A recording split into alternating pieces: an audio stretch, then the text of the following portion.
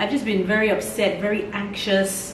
I know it's not easy, you know, being pregnant in a pandemic, that they're extending the airport lockdown for another 4 weeks. The way things are going, I don't know what's gonna happen, so.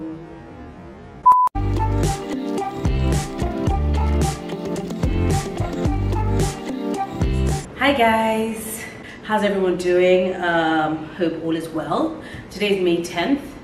2020, and I just wanted to give you an update of what's going on and how I've been in the last few weeks, and you know, just that kind of stuff. Shout out to all the pregnant mothers out there. I know it's not easy, you know, being pregnant in a pandemic, especially if this is your first pregnancy. You must just be thinking, what on earth?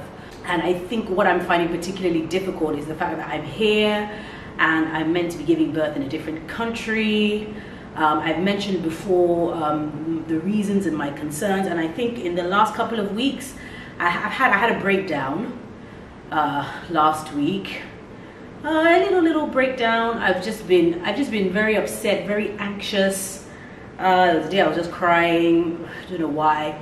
I think it's also, you know, the fact that you can't go anywhere. Even though they have eased the lockdown in Lagos, it's only for like essential workers or people who are meant to go out. I mean, people are just going out willy-nilly. I've seen people on Instagram going to their friends' houses. That's their business. But I have to be extremely careful. I'm carrying very precious cargo, so I cannot put myself at risk. It's not that deep. The only place I've been to is the hospital for a checkup. That has been fine. But it's so interesting. I have to wear my mask the entire time. My husband can't come with me. You can't even drive into the compound of the hospital. You basically have to get out at the gate. They check your temperature, they ask you questions if you've been anywhere for the last 14 days, which no one has because you can't leave the country, and then you proceed inside. They check everything, and yeah, so that's kind of what's going on. So I think me being anxious is just me being claustrophobic, me being very tired, me also being a bit weary and anxious that I don't know what the future holds.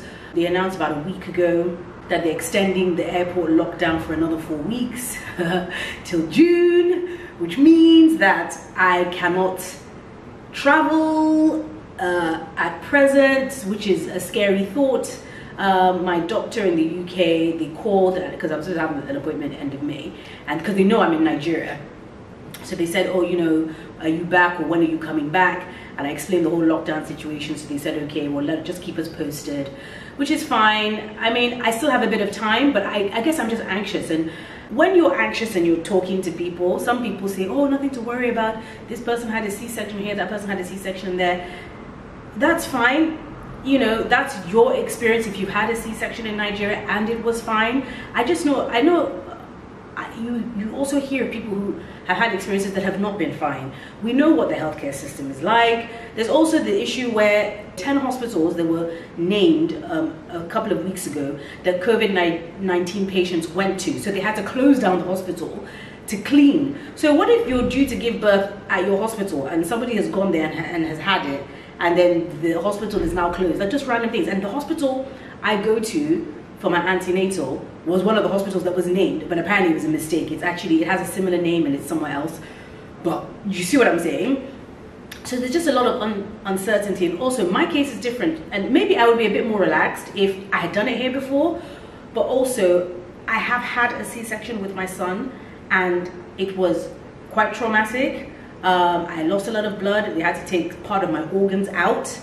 Also in recovery, I was just convulsing. So look, I'm not saying that that can't be done here, but I just rather go where I'm used to what is happening and I know they know what they're doing. I'm not negating that doctors here do not know what they're doing, but I feel like having a baby and having a C-section is actually surgery and it's very risky. And if I was going to have surgery for something else, I wouldn't do it here. So therefore, I would rather not put myself in that situation. Obviously, the way things are going, I don't know what's going to happen. So I kind of just have to go with the flow and pray that the airports will open up, you know, which just brings further anxiety because you're like, okay, if everyone starts traveling, me traveling with my son on the plane, I think I'm just thinking about too many things. And the problem is because I'm not busy and because I can't go anywhere, I'm just thinking about this whole thing, trying to get out. How am I going to get out? What's going to happen? So yeah, I'm just a bit fed up, really. Fed up, tired. But apart from that, I'm alive, I'm healthy. I had a checkup and the baby's fine, so I'm very happy about that. Yeah, and I mean, my son, God bless his heart, he's so cute. That's one thing I really do cherish about this, is the fact that even if, you know, we live such busy lives, we're always doing something, going somewhere, he'll be in school, I mean, we're homeschooling, so I feel like we've now finally got into a rhythm of the homeschool, but it's also like, I'm just learning so many different things about him, and I'm really getting to watch him grow, like up close, like not just for half the day, for the entire day. And it's just an amazing thing to see. It's a beautiful thing to see. And I'm so, you know, every cloud has a silver lining. So if coronavirus is the cloud, the silver lining is the fact that I'm about to have another baby, which means I have to split my time.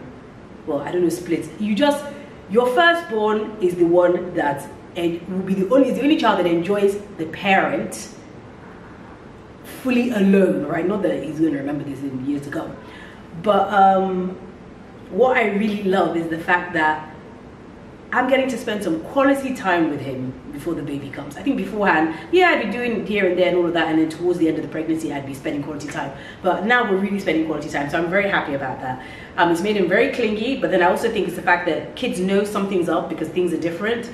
But he's just so cute, his little face, so cute. So I get to spend quality time with my firstborn before my secondborn comes. So that's it. Yeah, sorry, I hope this video wasn't a bit of a dampener. Jeez, I just thought, I've just been wallowing. No more wallowing. Yes, I have concerns. Please no one get at me about my whole fear of the healthcare system, but I mean, I know people personally who have had things done here and who have died for less complicated things. So maybe it's a fear, and look, it's my own fear and it's valid, so hope I ain't hurting nobody's feelings. But yeah, so hope you're all well. I will speak to you soon. Peace, love and blessings. Stay safe and take care of yourselves. Bye.